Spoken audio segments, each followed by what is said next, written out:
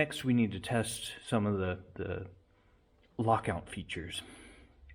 I think the easiest to test first will be the gear selection switch.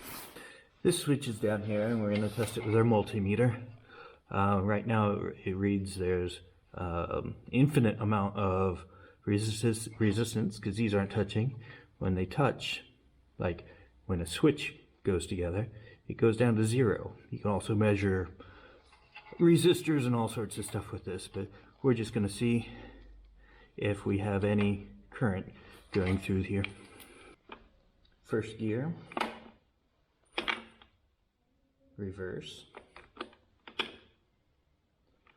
When it shifts over, even in neutral,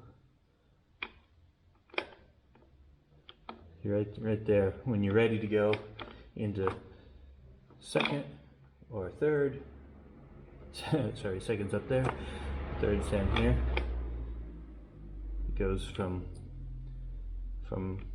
open to no resistance. So that switch is working perfectly.